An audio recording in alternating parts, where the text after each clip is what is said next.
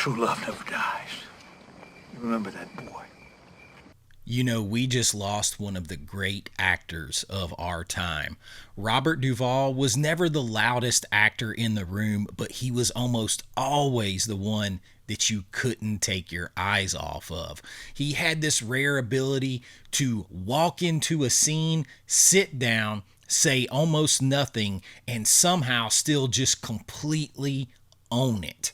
He played soldiers, cowboys, crime bosses, washed up legends, stubborn fathers, the kind of men who gave you the sense that they had lived an amazing, full, entire life before the movie even started. So tonight, I just want to talk about my top 10 favorite Robert Duvall performances.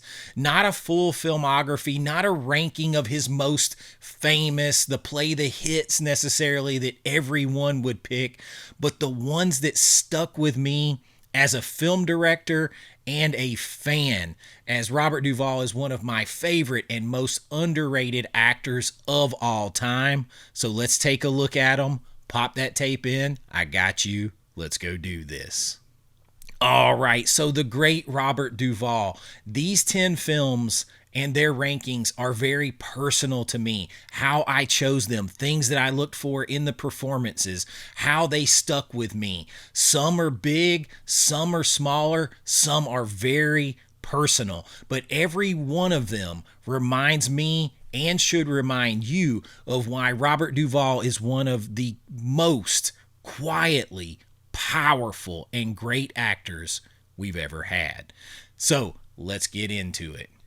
Coming in at number 10 for me is Open Range. Now, Duvall plays Boss Spearman, an aging sort of cattleman who lives by a code that is disappearing from the world. And that is something that resonates with me, the living by a code that you have for yourself that you believe is right. This is one of his a little bit later career roles. He brings so much history feeling to the character without overplaying it. And the movie follows Duvall and Kevin Costner as free grazing cattlemen who roll into a town controlled by a corrupt rancher, and things slowly escalate into more of a classic Western showdown, basically. But what makes Duvall so great here is he just has this sort of calm authority about him. He doesn't really shout. He doesn't grandstand. He just exists in the role. Like you know this man has this backbone of this armor that is this code that he lives by. But there's also a warmth to his character, humor, stubbornness, wisdom that feels very lived in. It's the late era Duvall basically doing what he does best. Now, coming in at number 9 is one that is just very personal to me, and a lot of people have never even heard of this movie, despite the incredible cast. It is Jayne Mansfield's Car. And this one is, like I said, personal to me. I have a connection to it, though I think his performance in this is great, and so is the whole cast. This is directed by Billy Bob Thornton, and I actually almost appeared in this movie. This is part of the reason it's personal to me. I was supposed to have a couple of small scenes where Duvall would have been in the scene playing a paramedic in the accident sequence, and in wearing those old style like white paramedic uniforms with like the white hat and all that stuff, and have a couple of lines. And then again later, I think I was supposed to be putting someone into an ambulance. I think you actually see some of what I would have done in the trailer, believe it or not. But at the time, I was contracted for American Reunion, and I got called back for some second unit stuff, which actually never even got used. That's just the way the movie business goes. But because of that, I have always had this extra connection to this film. And Duvall plays a deeply stubborn, again, Southern patriarch of a family dealing with family tensions, and his ex-wife's body is being returned home decades after decades away. The movie is quiet. It's character driven. It's a little drama. It's a little dark comedy. It's written by Billy Bob Thornton as well. And Duvall gives his normal, like, sort of grounded performance in this that gives a realism to this for like a family drama role. And he plays men all the time who carry history on their shoulders, and he does it better than almost anyone. And that's what sticks out to me. If you haven't seen this movie, it is a big directorial. I believe it's the debut of directorial for Billy Bob Thornton. Incredible cast, interesting film that I'm connected to, and I think of Robert Duvall every time I think of it. Now, the next one is one that a lot of people are going to laugh at, but it is Four Christmases. Your grandmother's boyfriend is a first-class ass sniffer, and you can tell him that I said so. Connor, go get us some beers, man. Yes, this is one of my favorite examples of some late career stuff by Duvall, doing things that you wouldn't expect him to do and 100% nailing it. He plays Vince Vaughn's, Brad's ultra-competitive, hyper-intense father, and he commits to the role completely. The movie follows a couple that's forced to visit all four of their divorced parents on Christmas, and Duvall's action in this is absolutely chaotic and fun. He's overly competitive, like emotionally repressed, and somehow he still comes off as like this terrifying patriarch even during like simple family Christmas events. And despite the fact that he has these sons who tower over him in the movie and everything else, you still get this feeling that he could snatch them up by their neck at any minute and give them what for. It's a comedic role, but he never plays it to cartoon levels. He plays it like a real crotchety, cantankerous dad, just dialed up to 11, and that's what makes it funny. It cracks me up. His parts, to me, are the best parts of that movie. That's why Four Christmases is on this list. Is it better now? No, it's worse. It's still crappy. Now, the next one is a very different kind of movie, and it's a smaller role, but man, it is effective. Network. This is the Sidney Lumet film, and man, this is the example of there are no small roles, only small actors. Now, he has a pretty good-sized role, but it is still a smaller one overall. But it shows you how effective Duvall can be, even in supporting parts. In Network, he plays a television executive who's fully immersed in the like ratings-driven madness of the industry. The film itself is a blistering satire of media sensationalism that is maybe even more relevant today than when it was made, and Duvall fits perfectly into that sort of world. He brings this calm corporate intensity to the role, even when he elevates his anger, sort of. He's the kind of guy who speaks in boardroom logic, even when everybody else around him is spiraling, and he commands you to listen. It's not a flashy performance. It's essential, and it sticks out to me because he's not the lead in the movie overall, but man, you can't take your eyes off him, and the movie would not be the same without his performance in Network. Now, next up is one that if you're seeing this as just like a true ranking, you'll wonder how this is this low, but all these are just incredible. They're just how they come in for me, and it is Apocalypse Now. I mean, Lieutenant Colonel Kilgore is one of the most iconic characters in film history. Duvall walks into this movie with a relatively short stretch of screen time, and then he completely takes over. You know the lines. I love the smell of napalm in the morning. You know the scenes. You know the helicopter assault, the calm, almost cheerful demeanor in the middle of the chaos. Smells like victory. But what makes Kilgore fascinating is that Duvall doesn't just play him as some sort of villain. He plays him as a man sort of completely comfortable in war, like he's in his element in war, which somehow kind of makes it even more unsettling.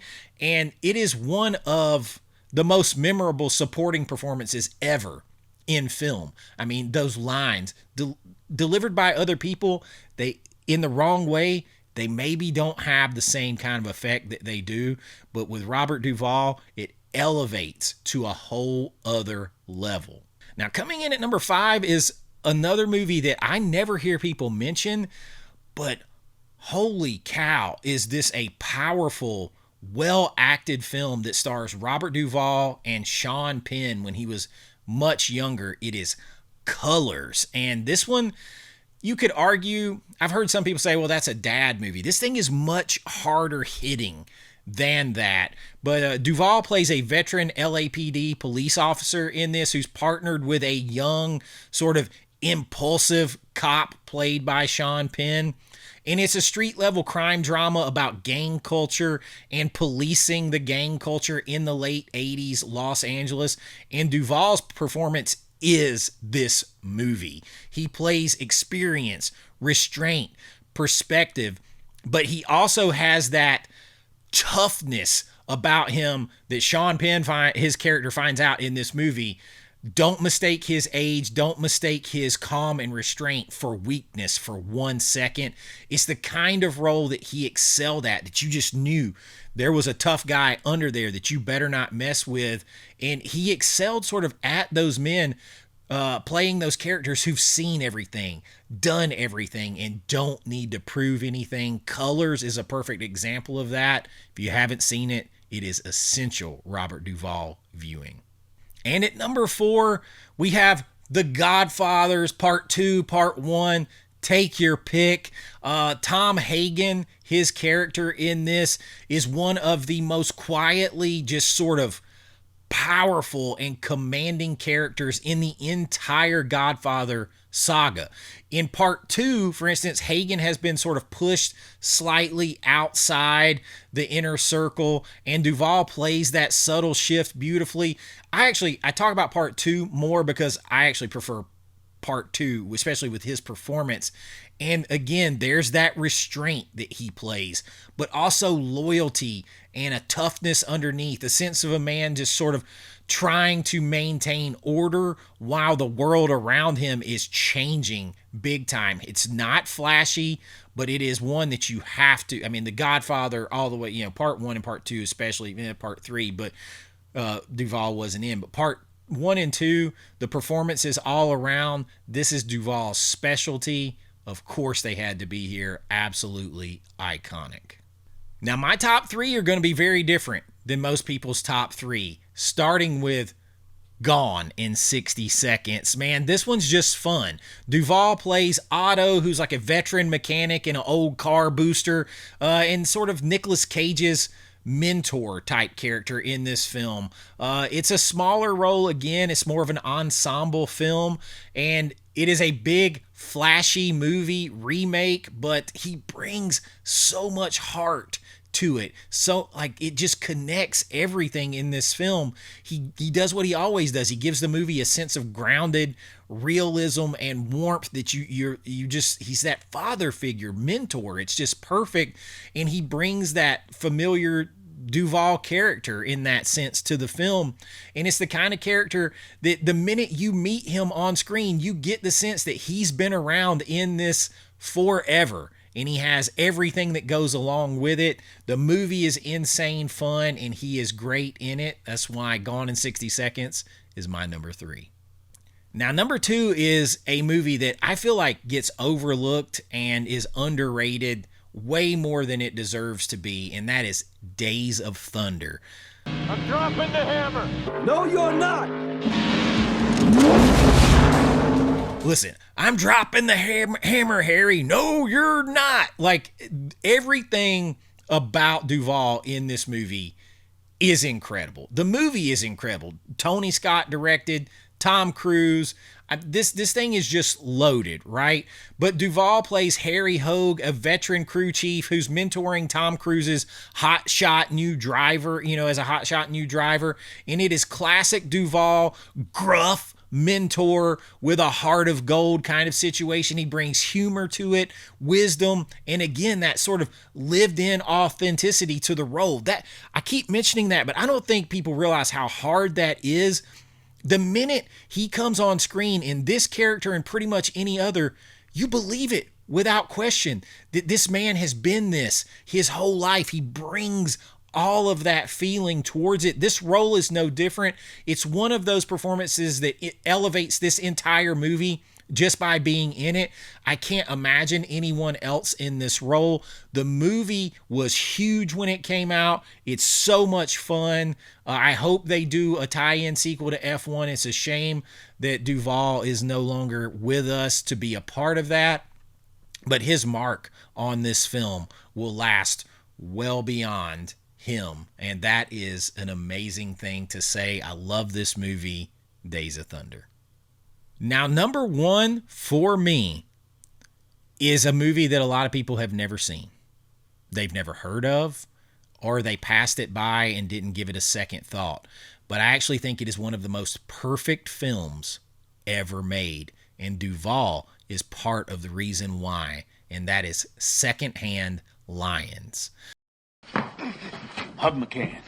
I fought in 2 world wars and countless smaller ones on 3 continents. I led thousands of men into battle with everything from horses and swords to artillery and tanks. I've seen the headwaters of the Nile and tribes of natives no white man had ever seen before. I've won and lost a dozen fortunes, killed many men, and loved only one woman with a passion a flea like you could never begin to understand. That's who I am. Secondhand Lions, to me, in my opinion, as a writer, filmmaker, someone who loves classic storytelling, is an absolutely perfect film. In every way, it's a perfect film. It's old school storytelling at its best. Duvall and Michael Caine play brothers who are very eccentric. Now they're old and cantankerous and everything else. They end up raising a young boy who is like their nephew, with legends of their past exploits. And it's this big adventure and everything they're telling him. We see it in flashbacks and it's so fantastical. You're like, they're just telling him these tall tales. It feels very Big Fish in a way, except for they're real. Everything they told him is the truth. The movie is funny. It's warm, adventurous. It's so heartfelt. And Duvall delivers some of the most genuine, meaningful monologues of his career in this movie. And there is a sincerity in them that hits so hard. Sometimes the things that may or may not be true are the things that a man needs to believe in the most. That honor, courage, and virtue mean everything. True love never dies. You remember that, boy. Those kind of monologues, they seem like something any actor could do. They're not. The believability, the gravitas, the power, everything in those. I get chills when I hear those speeches. Even at my age, no matter how many times I watch it, that is the power of not only great writing and storytelling, but of delivery. You can tell he believes the words that he's saying. So there is no acting involved. That's who he is. That's what he believes as Robert Duvall being channeled into this character.